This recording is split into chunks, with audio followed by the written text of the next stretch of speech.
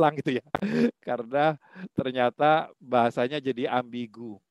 Ya, jadi Bapak Ibu sekalian, pernikahan itu hidup bersama janjang ya, oleh dua pribadi yang berbeda. Nah, jadi di awal saya ingin sharing bahwa konflik itu pasti terjadi, ya.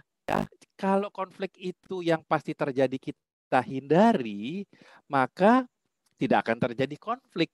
Cuma jadi nggak intim gitu ya. Eh, karena itu konflik bukan dihindari tapi diselesaikan ya dengan membangun kesepakatan-kesepakatan. Untuk itulah kemampuan komunikasi yang diperlukan. Jadi beranilah kita untuk terbuka, dan kalau terbuka itu jadi memicu pertengkaran, maka kita harus belajar bertengkar, belajar bertengkar dengan baik ya. Jadi kita bagaimana belajar bertengkar salah, bukan mencari yang salah. Nah, ini perhatikan bahasanya. Bukan mencari yang salah ya. Dan kata kunci di awal adalah bagaimana kita bisa belajar ramah ya dengan pasangan kita, terutama pakai 3 bahasa yang ajaib itu maaf, tolong, dan terima kasih. Komunikasi itu apa sih Bapak Ibu sekalian? Mengeluarkan isi hati. Jadi bicara ya. Jadi jangan jadi pasangan yang bisu. Jangan berharap pasangan kita mengerti isi hati kita ya, karena pasangan kita kan bukan dukun. Dan kita harus mengerti bahasa cinta dari pasangan kita, sehingga pasangan akan merasa dicintai.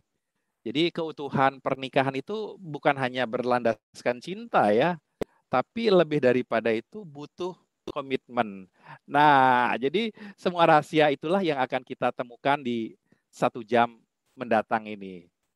Oke, uh, tak kenal maka tak sayang, ya. Oke, izinkan saya memperkenalkan diri dulu. Saya adalah seorang suami dengan 3 orang anak yang sudah beranjak dewasa. Jadi yang sulung udah selesai, yang kedua semester 5, yang ketiga semester 3. Dan entah kenapa ketiga anak saya itu di PTN di Jawa Tengah. Jogja, Solo, Semarang. Jadi tanda-tanda barangkali ya harus pindah ke Jawa. Oke, saya seorang trainer Neo NLP, kemudian train for the trainer life coach, dan juga terakhir saya ikut sertifikasi untuk menjadi seorang konselor, dan karena alasan pekerjaan saya juga ikut sertifikasi jadi associate wealth planner, dan hari-hari sekarang itu ya jadi pembicara tamu di RRI, kemudian personal life coach, dan yang paling concern sih sebenarnya adalah family ya, khusus family coach and counselor. Saya lagi belajar tentang HD, human design, bisa menyebut diri sebagai seorang HD analis, tapi itu sebenarnya software yang banyak membantu. Tinggal baca dari hasil itulah, interpretasi dari bacaan. Dan secara reguler saya mengisi di kelas perencanaan keuangan di salah satu biro untuk pengirim tenaga kerja Indonesia ke luar negeri. Jadi dibekali mereka dengan financial planning supaya duitnya nggak habis gitu ya. Oke. Nah, ini salah satu materi yang saya belajar di kelas MCTP untuk bagaimana bisa membranding diri, dan mari kita sama-sama lihat video berikut ini.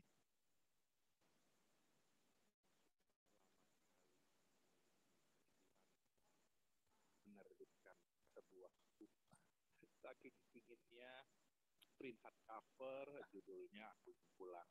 Terus difoto deh, kita upload habis itu. Saya mulai belajar bikin video evaluasi antar teman dengan modal HP. Sampai hari ini pun untuk video syuting saya untuk upgrade diri, memulai di dunia digital marketing, belajar dari salah satu top Indonesia, Kang Alvin. Kemudian memperlengkapi diri di pekerjaan sebagai associate wealth planner. Yang lebih lanjut itu bisa disebut dengan registered wealth planner dan yang ultimate certified wealth planner. Belajar juga di dunia human design sebagai pelengkap parenting yang merupakan blueprint setiap orang yang lahir di dunia, seperti manual book sebuah produk elektronik. Awal mula perkenalan dengan mantan motivator Krishnamurti, training di Batu, kemudian disusul beberapa kali pertemuan di Bali, dan sampai hari ini tetap sebagai pengikutnya setia dengan buku terbaru beliau, Gelombang Theta. Juga belajar dunia LGBT yang merupakan memperkaya wawasan parenting tentunya. Merambah juga dunia network marketing, berfoto bersama dengan legend network marketing Indonesia, Cuaca Bersaudara, ya, K. Sadrak dan Suprato. Nah, ini yang paling menguras kantong, total itu 18 juta bersama Coach Rudy Lugito. Jadi saya dapat certified practitioner NF NLP, kemudian trainer Neo NLP, dan sekaligus train for trainer life coach. Ya, kemudian belajar dengan Bapak Timothy Wibowo, ya, sehingga menjadi seorang profesional konselor hari ini, ya, makin memperlengkapi tentunya dunia parenting. Itulah awal pertemuan dengan Coach Wasito Aji dengan Coach Wasito Adi dengan self talk-nya, ya.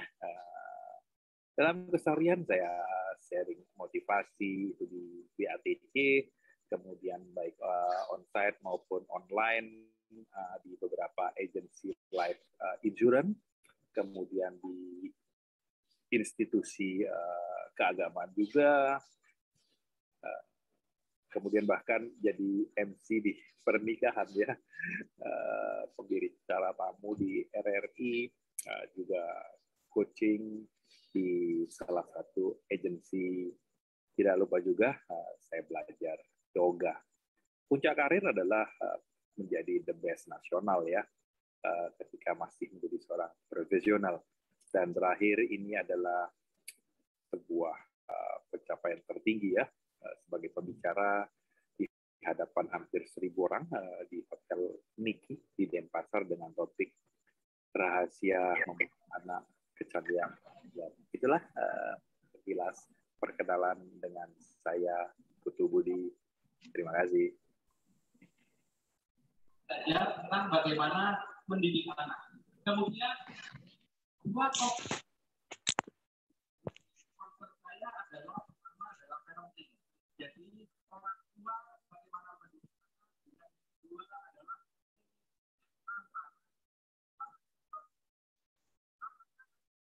Oke, jadi apa yang kita akan dapatkan pada malam hari ini, ya, yang akan saya sharing. Jadi ada 6 hot topic, ya, 6 hot topic yang akan saya sharing.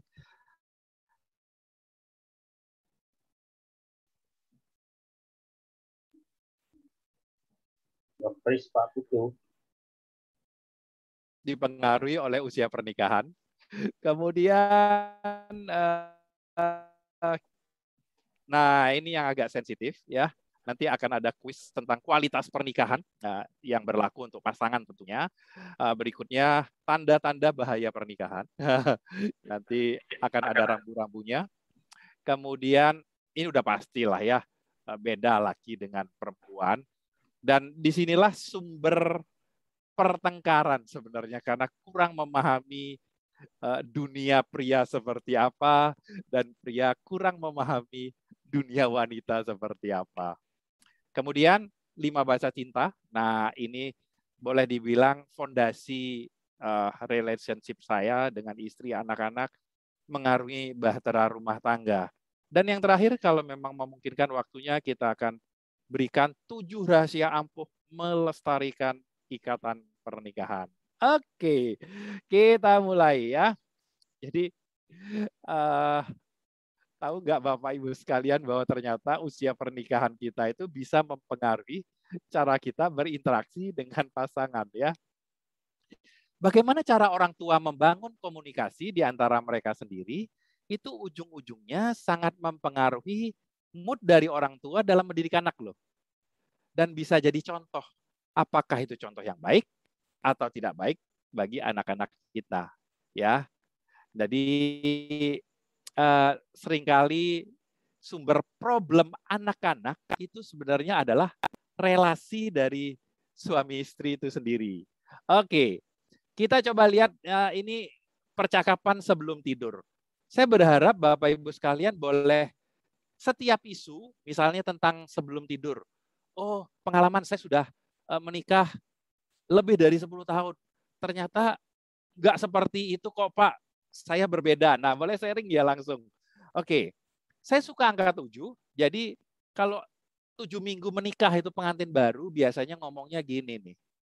Selamat bobo sayang, mimpi indah, disertai cipika-cipiki gitu ya sebelum tidur.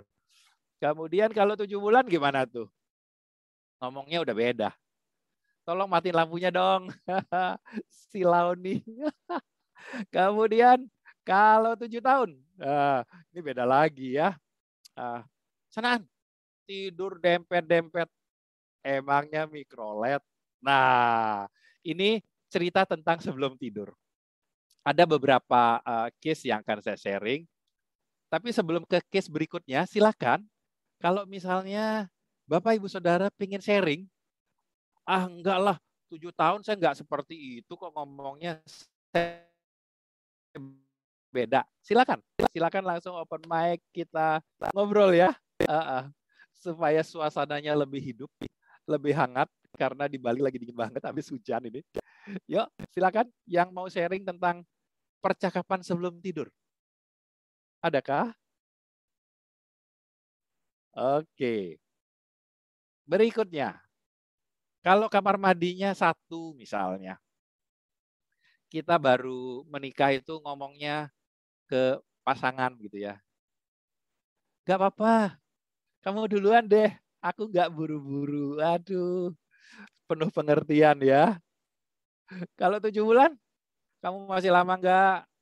Udah nggak tahan nih. Nah, yang luar biasanya, kalau sudah di atas 7 tahun tuh, apa yang dilakukan? Itu langsung gedor-gedor pintu. Dok, dok, dok, dok. Ayo cepat keluar. Udah gak tahan. Kalau mau tapa, sono di hutan. Jadi bahasanya sudah mulai keras ya. Oke. Langsung diinterupsi ya. Kalau Bapak Ibu Saudara ingin sharing tentang isu ini, juga punya pengalaman yang menggelitik, silakan ya. Karena kalau enggak saya lewati aja, saya teruskan. Setiap saat boleh diinterupsi. Mau komentar, mau nanya, monggo. Nah, ini ngomong I love you. Oke. Kalau baru nikah itu ngomong I love you-nya gimana sih? Bolak-balik ya. I love you, I love you, I love you. Pokoknya I love you aja. Kalau udah 7 bulan, of course I love you lah yaw.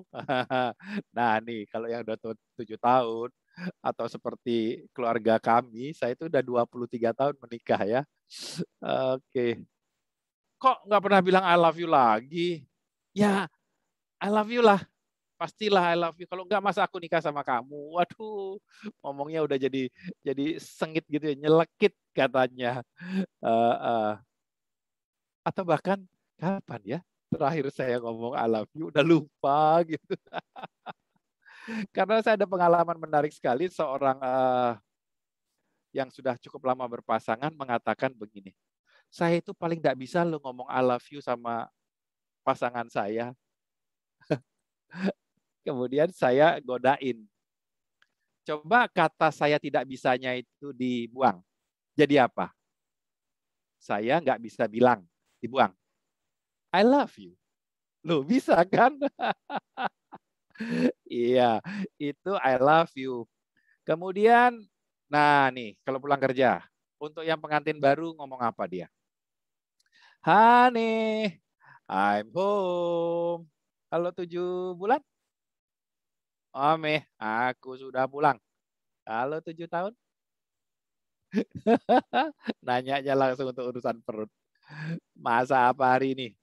Oke. Silakan barangkali ada yang mau interupsi, monggo. Ya, biar gak kayak penyiar radio katanya Coach Wasito. Oke.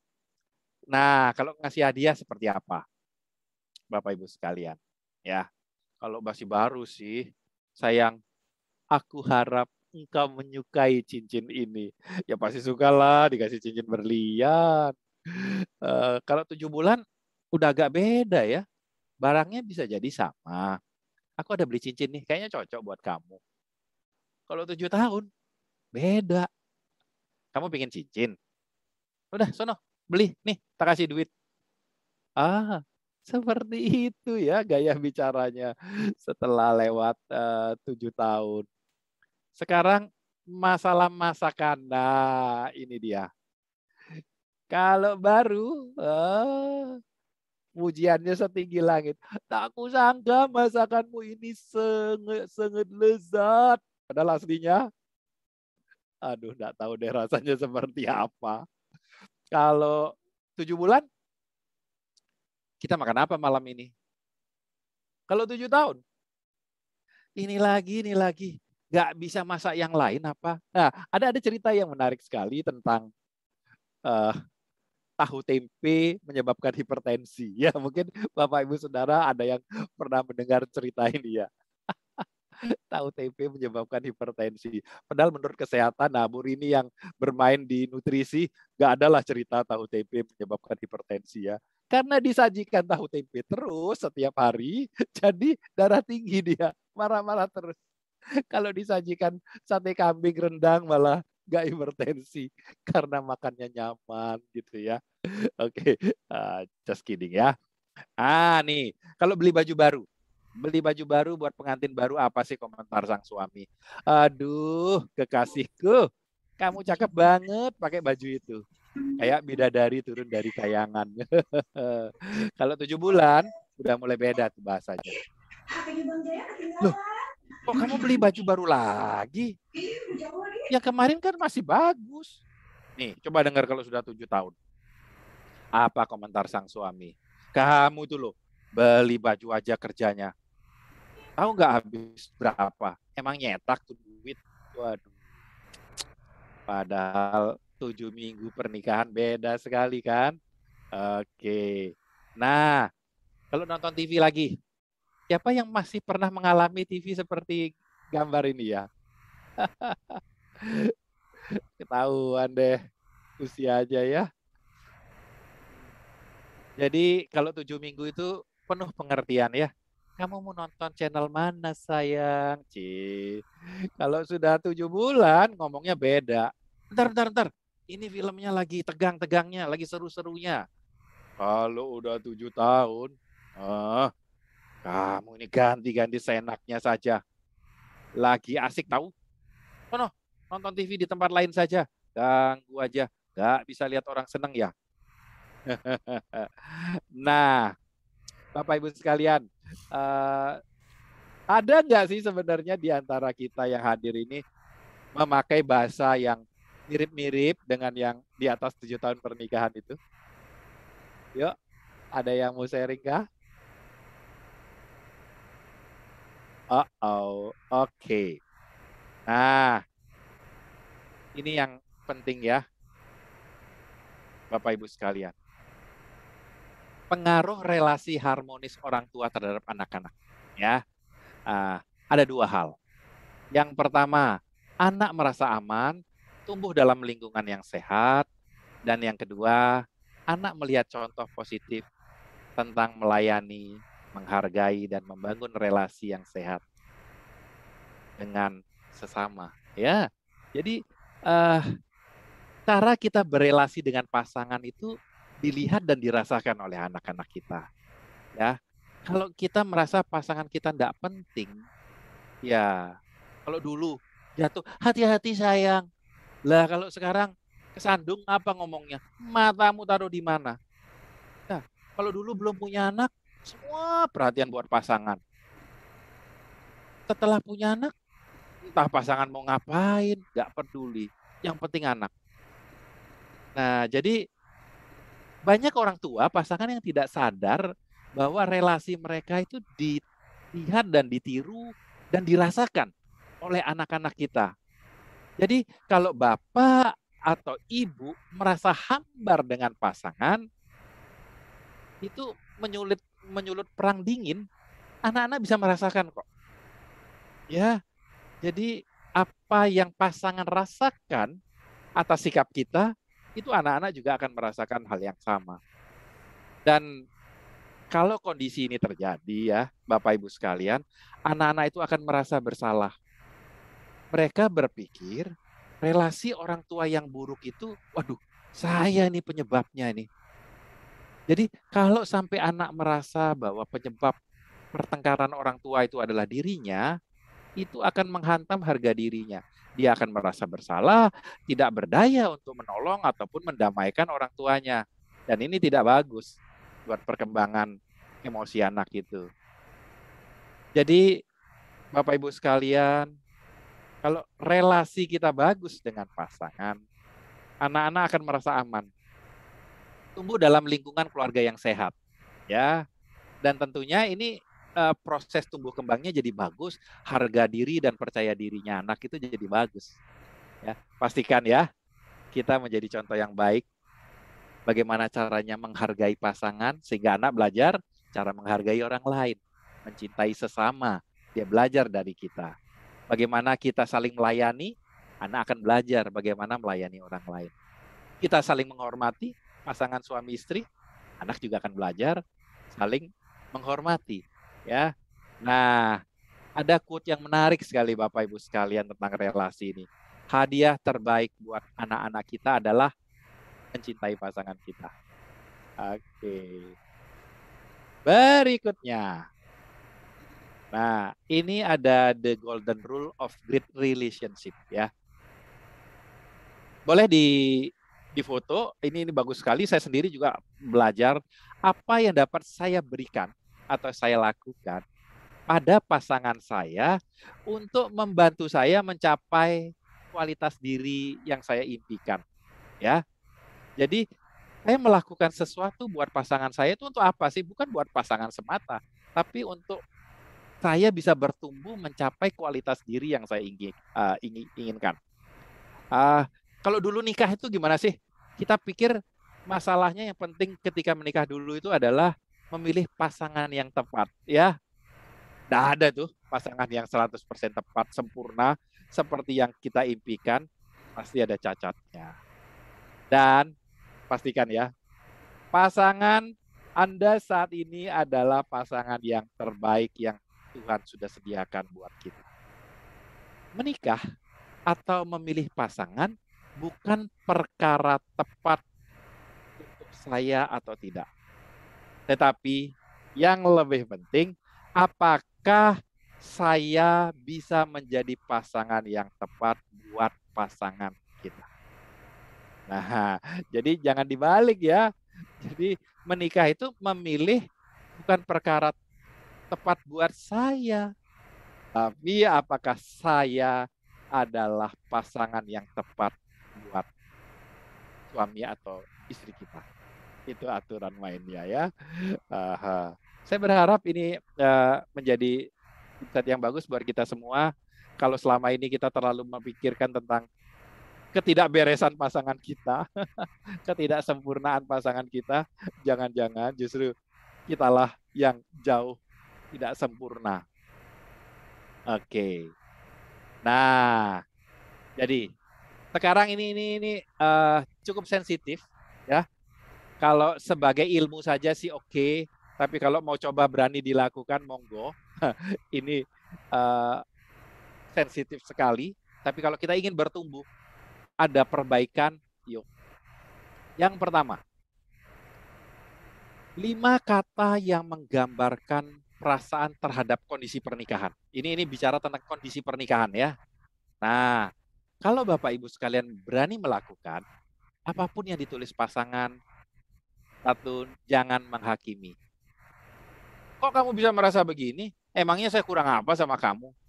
Perhatikan ya, bahwa apapun yang pasangan kita rasakan, kita punya peranan di sana.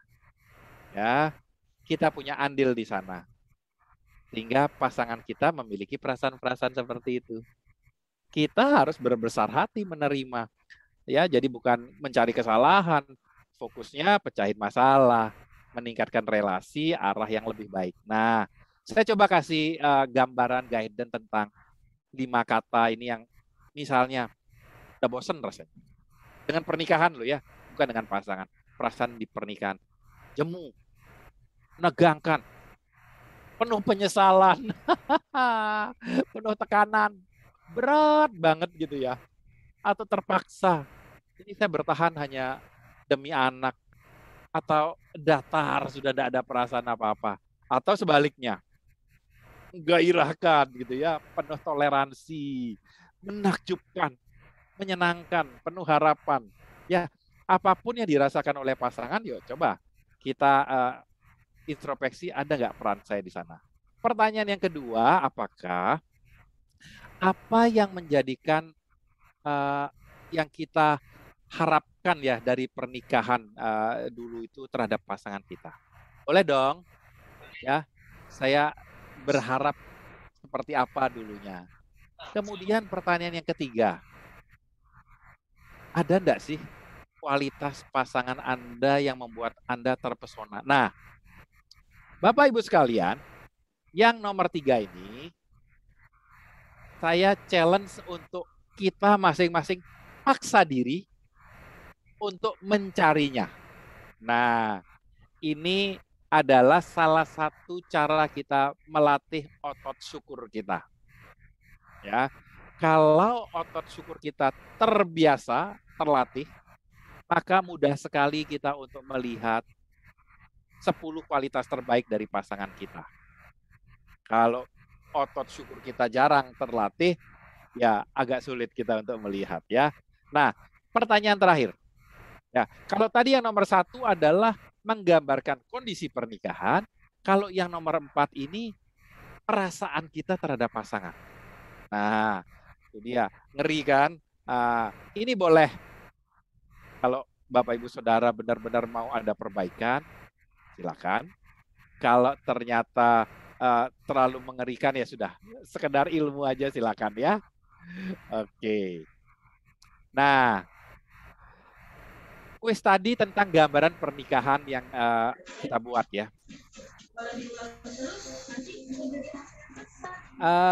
Kita bisa melihat kembali apa yang ditulis dan tanda-tanda bahaya apa yang muncul dalam pernikahan.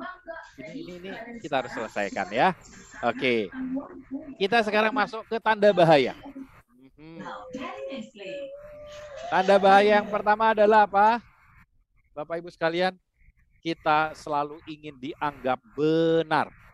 Waduh, kalau ingin dianggap benar ini berat juga ya. Orang yang ingin dianggap benar itu seperti apa sih ciri-cirinya? Melihat kekurangan dan minta pasangan melakukan apa yang menurut kita benar. Kalau tidur mesti gelap, kalau tidur mesti terang. Bahwa cara pasangan kita salah, cara saya yang benar. Kalau naruh barang itu harus begini, harus rapi, biar gampang dicari. Kalau memberi pendapat sayalah yang benar, yang harus dituruti. Mengenai apapun, cara membesarkan anak, cara memberi makan, cara mendisiplinkan anak, mungkin sampai mengatur jam tidur anak ya. Kamu sih nggak nurut jika terjadi sesuatu yang tidak diinginkan. Nah, itu yang pertama ya, ciri-ciri dari orang yang ingin dianggap benar. Oke. Kemudian tanda bahaya yang kedua apa? Kalau ingin dianggap benar itu tidak terpenuhi, Bapak Ibu sekalian, itu biasanya masuk ke level 2. Ya. Yaitu mengontrol pasangan, ya. Kita memaksakan keinginan kita, pokoknya kamu harus lakukan ini. Kalau enggak, aku enggak mau tahu. Ya, jurusnya itu satu. Pokoknya.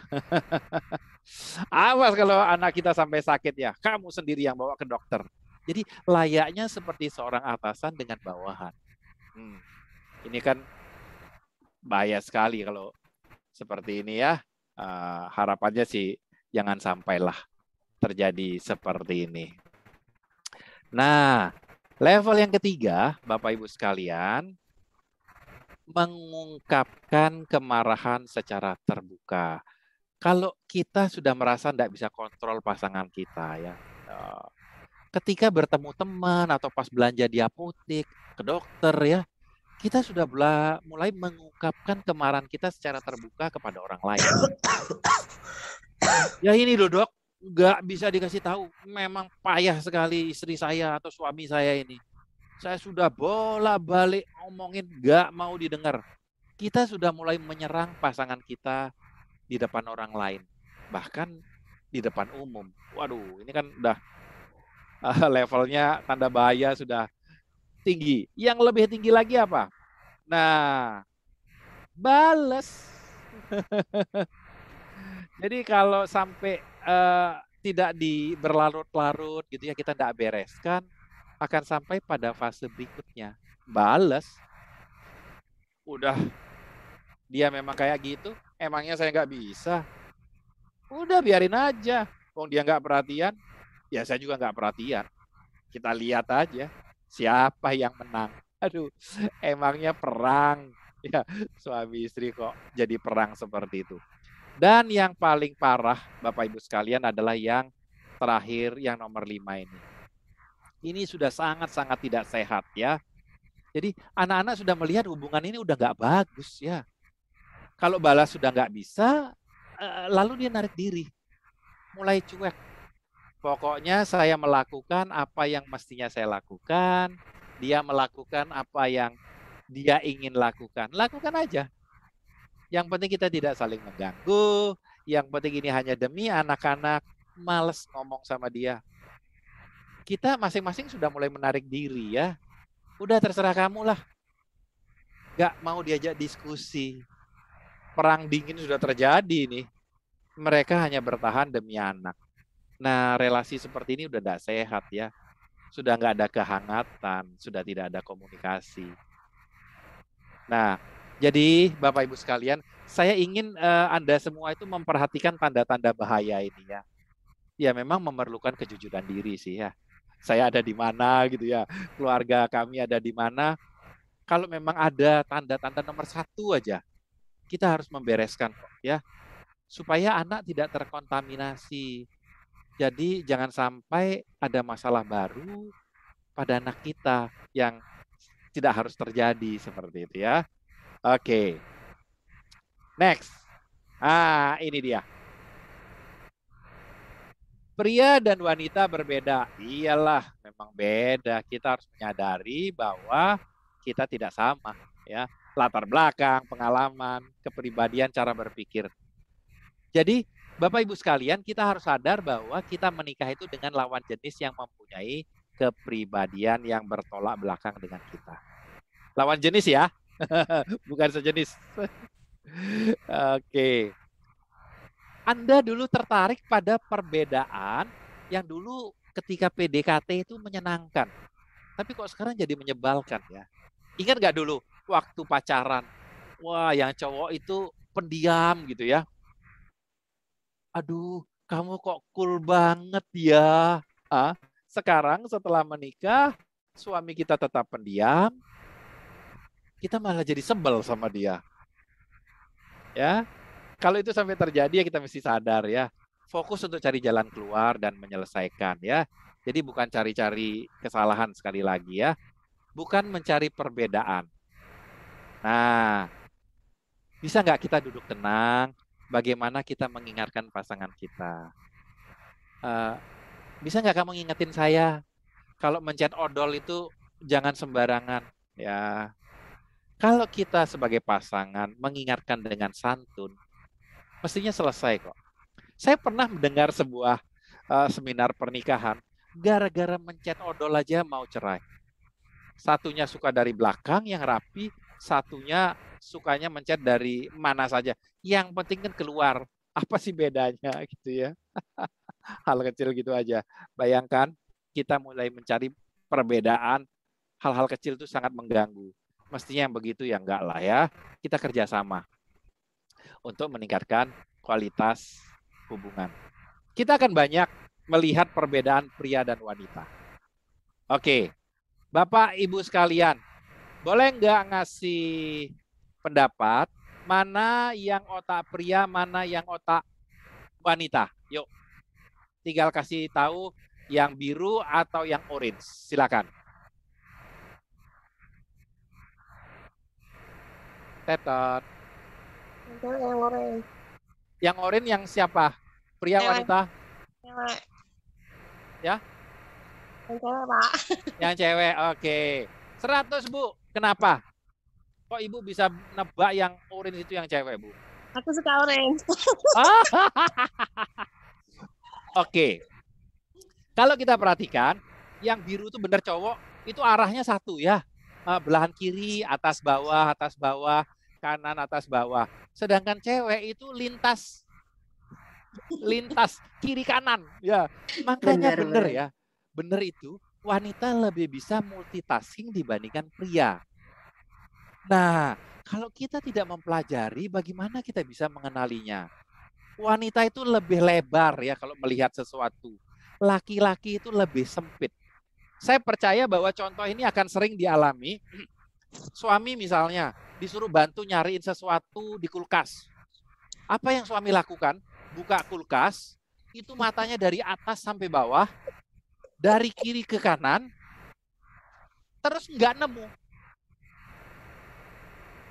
Istrinya datang, kan jawab, "Ma, nggak ada," gitu ya. Istrinya datang, tik. Loh, ini apa? Sang suami bilang, "Sumpah, tadi nggak ada. Waktu kamu sebelum datang itu malaikat yang naruh di sana." Ya, karena memang begitu ya. Jadi ibu-ibu mesti sadari bahwa lelaki itu pandangannya sempit. Jadi dia suka nggak tahu kalau disuruh cari garam gitu, nggak ketemu ya. Jadi kalau kita nggak mengerti ini semua ya, itu bisa berakhir konflik loh. Kalau sekarang udah tahu kan, jadi bisa maklum maksudnya. Nah, jadi seperti ini ya, struktur otak, kerja otak pria dan wanita, kalau pria itu memang hanya satu arah ya, sedangkan wanita itu bisa kiri kanan. Otak kiri itu cenderung logis, otak kanan itu cenderung intuitif ya, logika dan perasaan. Nah, kalau kita cenderung otak kanan, berarti kita lebih cenderung pakai intuisi, pakai perasaan. Sedangkan ketika kita otak kiri, kita cenderung untuk logika dan untuk hal-hal yang berbau eksak yang bisa diterima oleh otak. Cara sederhana untuk kita tahu, misalnya belum pernah tes lah ya, kita punya kecenderungan lebih aktif otak kanan atau otak kiri, gampang. Coba kita sama-sama kepalkan tangan dengan posisi berdoa seperti ini. Terus lihat jempol, yang di atas jempol kanan atau yang di atas itu jempol kiri. Nah, kalau yang di atas jempol kanan, berarti yang dominan otak kiri. Kalau yang di atas jempol kiri, berarti yang dominan otak kanan. Yo, ada nggak di sini Bapak Ibu sekalian yang dominan otak kanan? Boleh jawab yang dominan otak kanan? Karena pas mengepal seperti ini, jempol yang kiri yang ada di atas. Ada? Ada. Oke. Ya, keren. Kalau orang-orang yang cenderung otak kanan, itu katanya ini lebih cocok jadi pengusaha daripada pekerja. Karena pekerja lebih condong otak kiri itu bagus. Dia suka diinstruksikan, pikirin, oh jalankan ya.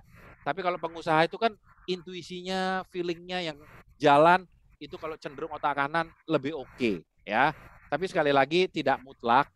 Apakah selalu orang otak kiri nggak bisa jadi pengusaha? Ya banyak juga. Aha. Satu lagi, ini yang menarik sekali ya. Coba kita lihat otak kanan, otak pria yang paling dominan apa, Bu? Isinya?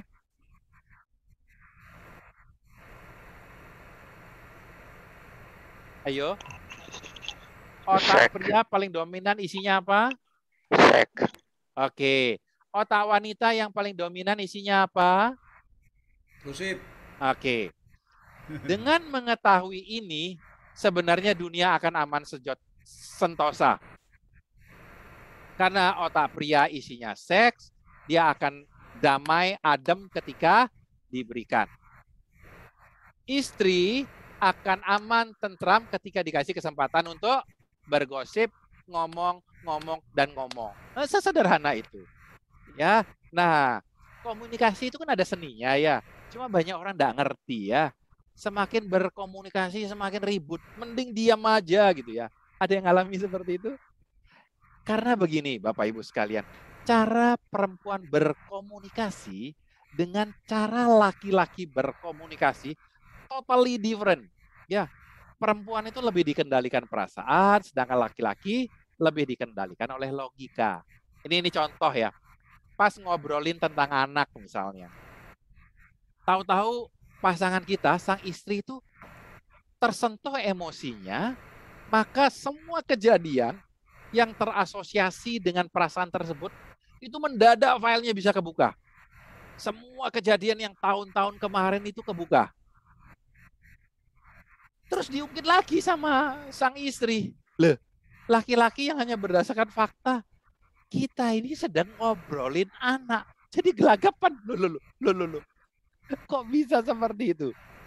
Nah, seperti itu dunianya wanita ya. Kemudian para bapak-bapak perhatikan ini ya.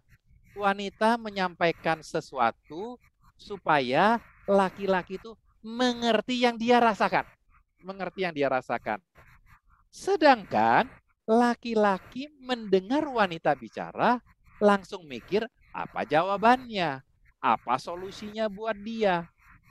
Padahal wanita tidak menginginkan solusi. Contoh, ibu ini berkeluh kesah kepada suami. Pak, si Inem itu loh, baru 3 bulan ini sudah 2 kali ngerusain setrikaan.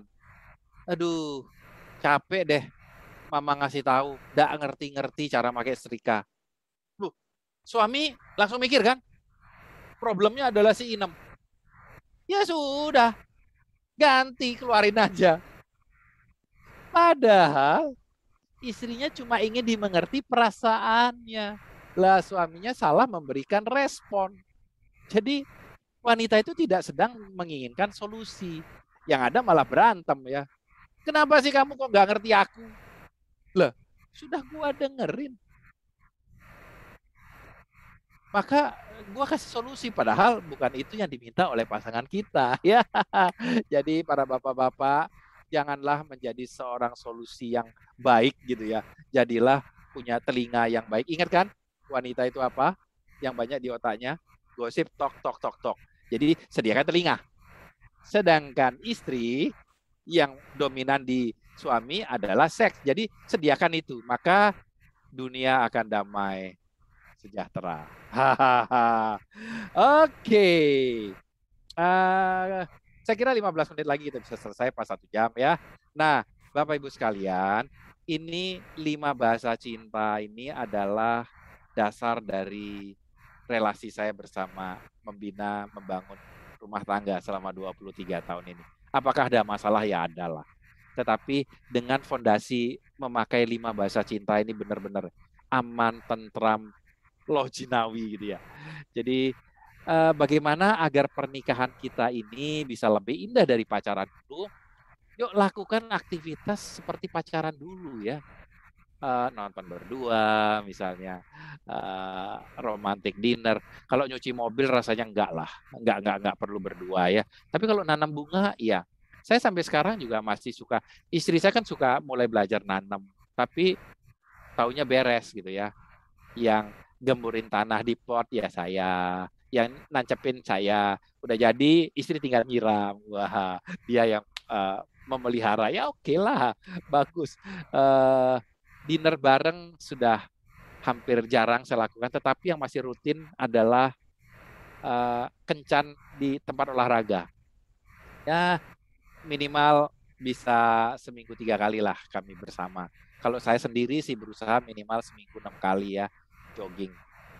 Kalau bisa bersama istri, wah senang banget ya. Kita bisa kencan. Nah, kalau bahasa Inggrisnya kencan itu kan dating ya. Dating sama meeting itu bedanya apa sih? Kalau meeting itu ngomong yang penting. Kalau dating yang penting ngomong. Nah, justru dating itu ngomong yang nggak penting. Ya, jadi kalau kita punya waktu berkualitas dating itu, justru ngomong yang nggak penting. Yang penting ngomong gitu ya. Kalau misalnya istri lagi ngegosip gitu ya, ngegosip tentang apa yang dilihat di Facebook, di sosial media, ya timpali saja. Jangan sok berpikir besar gitu kan, katanya kalau orang ngomongin ngegosipin adalah orang kecil. Orang biasa ngomongin keadaan, orang besar ngomongin ide. Wah, langsung kita briefingin istri kita. Nggak perlu, timpalin aja. Oh ya, seperti itu ya. Oke. Kayaknya benar juga sih. Selesai. Ya, jangan kita berdebat. Apalagi nanti partainya beda, suami sama istri. Waduh, berat kali ya. Oke. Berikutnya yang kedua adalah bahasa cinta. Beri hadiah yang tidak terduga. Ya, Valentine, beliin coklat. Ya, beliin barang yang sepele lah. Ketika saya menikah dulu itu ada iklan cincin kawinnya itu Modi Kusnaidi sebagai model ya. The Beers. Pingin punya, tapi nggak kesampaian. Nah, sekarang boleh dong minta sama Tuhan kalau 25 tahun menikah, nanti rekomitmennya bisa ngasih cincin berlian gitu ya. Doain ya. Kalau teman-teman yang ada 28 orang ini mendoakan, ya bisa jadi nanti 2 tahun lagi. Karena rezeki Tuhan kita tidak perlu tahu caranya, biarlah itu rahasia. Kita boleh berdoa, berharap, dan bekerja tentunya ya. Oke, kenapa kita perlu memberikan hadiah? Supaya pasangan kita senantiasa merasa diperhatikan dan dicintai. Ya, ini yang harus kita jaga. Oke. Berikutnya bahasa cinta yang lain. Nah, ini agak-agak banyak kita akan diskusi. Kata-kata pendukung. Ya. Kata-kata yang dulu sering kita ucapkan, sekarang kok jadi nggak pernah kita ucapkan lagi ya. Ingat ya, mungkin bagi para suami itu tidak bermakna, tapi bagi pasangan kita itu sangat bermakna, tinggi nilainya di pasangan kita. Mungkin ada yang mengatakan, kita kan harus jujur Pak, sesuai kenyataan. Tapi kalau menyakitkan, membuat pasangan tersinggung, ya nggak perlu diutarakan. Ya. Pada dasarnya setiap orang itu butuh pengakuan, merasa dihargai, butuh penerimaan, butuh dicintai, butuh perhatian. Ya, makanan enak, ya pujilah. Coba puji pasangan kita ya kepada anak kita yang pada saat itu pasangan kita dengar. Jadi tidak langsung puji dia secara langsung, tapi melalui kita puji ke anak-anak kita, tapi dia sendiri dengar. Wah, itu top marko top ya. Nah, Bapak Ibu sekalian, tentang kata-kata pendukung ini yang berbahaya yang harus diperhatikan. Kalau kita sama-sama berkarir ya. Kalau pujian itu tidak didapat di rumah, pasangan kita itu akan nyari di luar. Mungkin nggak sadar gitu ya. Di kantor, mungkin di lingkungan pergaulan, mungkin ketika rekan kerja mengatakan, aduh, cakep banget loh Bapak pakai dasi itu. Dan sang istri tidak pernah mengucapkan itu. Ini bahaya. Ya, atau sebaliknya ya. Istri bekerja gitu ya. Ada teman cowoknya yang, aduh, hari ini kamu kok cantik banget, seger gitu ya, enggak kayak biasanya. Nah, wanita yang tidak pernah mendapatkan pujian dari suaminya akan berpikir, loh, kok orang ini perhatian banget ya? Hai para istri, biasakan mengatakan betapa bangganya Anda akan suami Anda yang bekerja keras buat anak dan istri. Begitu juga sebaliknya. Hai suami, biasakan mengatakan, terima kasih Mama. Dedikasimu sungguh luar biasa mengasuh, memelihara, membesarkan, melayani buah hati kita. Ini hal yang luar biasa bagi seorang ibu yang membesarkan anak-anak sebagian waktunya di rumah, ya. Jadi apa-apa saja sih yang penting untuk tentang bahasa pendukung ini, bahasa-bahasa penuh kasih, ya. Aku cinta kamu, itu yang paling gampang. Bahasa-bahasa pujian, kamu ganteng, kamu cantik, kamu hebat, kamu luar biasa. Kata-kata dorongan yang membesarkan hati. Pasti bisa deh kita lalui hari ini. Kemudian, nah, kata-kata bimbingan, Bapak Ibu sekalian, tipsnya seperti ini ya. Kalau orang laki, terutama para suami, kan, wah, saya ini superior, saya ini pintar. Saya mesti ngasih tahu. Tapi coba, boleh nggak dipoles bahasanya seperti ini? Menurut Mama, kalau seperti ini gimana ya? Aslinya kan kita kasih nasihat, tapi bahasanya kita bungkus menurut Mama. Jadi itu seolah-olah idenya dia. Jadi, yuk kita melatih diri. Nah, ini terutama untuk para suami, cara menasehati istri gitu ya, memberikan bimbingan. Kepada anak juga, kalau sudah besar, boleh kita sampaikan seperti ini. Menurut Koko gimana? Itu anak saya yang sulung. Padahal aslinya ide saya gitu ya. Tapi kita memberikan kesempatan seolah-olah itu idenya dia. Itu keren banget ya. Nah, bahasa cinta yang keempat itu layani. Oke, hal-hal kecil yang membuat pasangan kita merasa berharga gitu ya. Ke resepsi pernikahan, gandeng tangan, berapapun usia pernikahan kita. Di rumah saya itu urusan laundry gitu ya, cuci setrika itu saya. Tapi kalau istri makan tuh dilayani, disajikan ya. Saya kan sukanya bekerja di luar rumah di teras gitu. Jadi dari dapur dibawain ke depan, minum, kue dan lain sebagainya. Kita saling melayani lah. Seperti itu ya. Oke. Bahasa cinta yang terakhir nih, ini sentuhan fisik. Dulu ingat enggak waktu pacaran? Pengen nyuri-nyuri megang-megang kan? Sekarang setelah jadi pasangan kok jadi nggak pernah melakukan ya sentuhan-sentuhan ini. Ya coba saat ngobrol di pesta ya atau pas santai nonton TV ya pijet gitu ya. Pasangan kita akan merasa dihargai, merasa diterima, merasa dicintai. Habis shopping, capek kan pijet kakinya. Saya punya istri punya kebiasaan adalah suka digaruk punggung, sepanjang punggung itu ya. Kalau digaruk kurang kiri, kurang atas, kurang bawah. Udah garuk aja terus ya.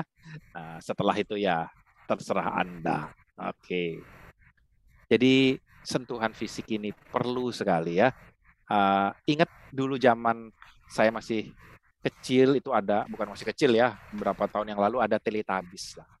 Film Teletubbies itu diakhiri selalu dengan berpelukan. Saya sempat beli bonekanya buat anak-anak kami bertiga. Ada 3 kan, Tinky Winky, Po, dan siapa satu lagi ya jadi lupa. Oke, Bapak Ibu Saudaraku kekasih, saya cepat aja, ini yang terakhir ya. 7 rahasia melestarikan bahtera pernikahan. Apa saja itu? Kita harus realistis, kita harus jujur dan terbuka, unperfeksionis, hormati dan hargai, kubur masa lalu, hilangkan kecemburuan, dan jaga komitmen. Realistis itu apa sih? Jadi jangan berharap pasangan kita itu seperti yang Anda inginkan ya. Hadapi kenyataan, jangan harapkan, wah istri saya itu harus seperti Pamela Anderson. Lah, kalau istri kita minta kita seperti Brad Pitt gimana dong? Ya, cintai pasangan kita apa adanya ya, bukan ada apanya. Jujur dan terbuka ini gini ya, jujur menyakitkan jangan ya. Jadi jujur itu mengungkapkan perasaan ya. Kalau kita marah, kita katakan bahwa saya merasa marah sama kamu karena ya. Kalau kita merasa terluka, sepertinya kamu nyampein itu sakit lu aku. ya, tapi tenang ya, tanpa teriak. Nah, kenapa orang teriak tahu nggak? Karena hatinya jauh. Kalau orang jatuh cinta, bisik-bisik aja didengarkan. Karena apa? Hatinya dekat, ya. Jadi kenapa kita terbuka? Karena pasangan kita bukan dukun. Apa yang kita inginkan dia tahu, ya ungkapkan. Unperfectionist. Belajar menerima apa adanya, ya. Walaupun ya separuh lah dari yang kita inginkan. Seringkali itu kita ingin pasangan kita seperti apa yang kita inginkan semua, gitu ya. Jadi dalam relasi itu kita harus bisa saling memberi dan menerima, ya. Menerima kekurangan dia. Lah kita bisa jadi kita punya kekurangan yang jauh lebih banyak, ya. Untuk hargai dan hormati ini, Bapak Ibu sekalian, jangan bikin lelucon fisik ya. Apalagi di depan anak-anak, ya. Mungkin maksudnya cuma guyon ya. Tapi pikiran bawah sadar itu menangkap yang berbeda. Misalnya, ya, dengan berjalannya waktu, istri kita kelihatannya semakin montok gitu ya. Kita suka godain fisiknya, ya janganlah. Suami juga yang perutnya semakin buncit, ya dikata-katain gitu ya. Karena itu akan menggerogoti percaya diri ya. Oke. Kita jangan sampai cross the respect ya. Ada hal-hal tertentu yang memang kita harus tetap jaga ya. Nah, berikutnya kubur masa lalu ya. Jangan ngungkit-ngungkit lah. Mungkin ada kesalahan selama bahtera rumah tangga ini. Tapi ketika sudah diselesaikan ya sudah. Ya. Karena tidak ada orang yang ingin diungkit lagi sesuatu yang membuatnya merasa malu ya. Yang sudah terjadi ya sudah gitu ya. Sudah selesai, sudah berlalu. Oke. Nah, untuk hilangkan sakit hati dan kecewa ini kita masih peka ya. Apa sih yang bikin pasangan saya kecewa? Ya jangan lakukan itu. Karena apa? Dengan menyakiti pasangan kita, kita sendiri juga terluka. Ya. Jadi kita harus belajar apa sih area sensitif pasangan kita. Jangan sampai kita salah tekan tombol gitu ya.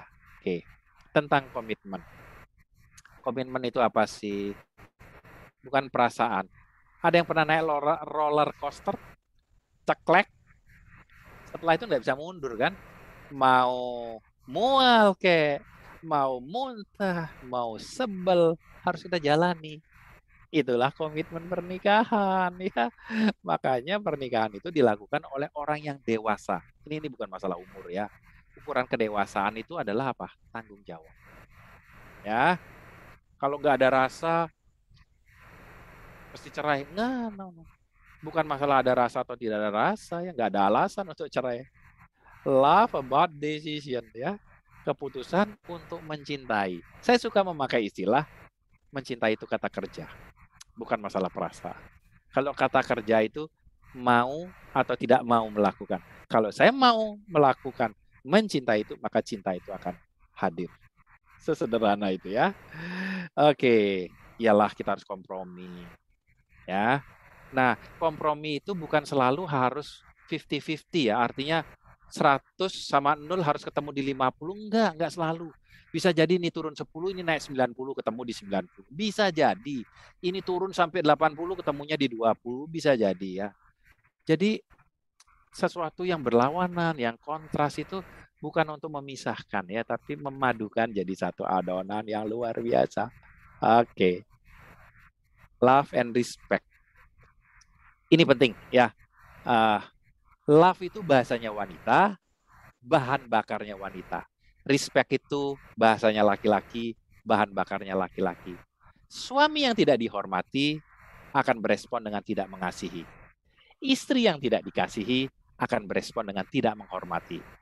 Kalau istri tidak dikasihi, dia tidak akan menghormati. Kalau suami tidak dihormati, maka dia tidak akan mengasihi. Jadi gampang sekali. Ingin dikasihi oleh suami kita, berikanlah hormat kepada suami. Ingin disayangi dihormati oleh istri kita, berikanlah sayang kepada istri kita. Itu aja ya. Kalau kita sudah tahu kata kunci love and respect, damai sentosa.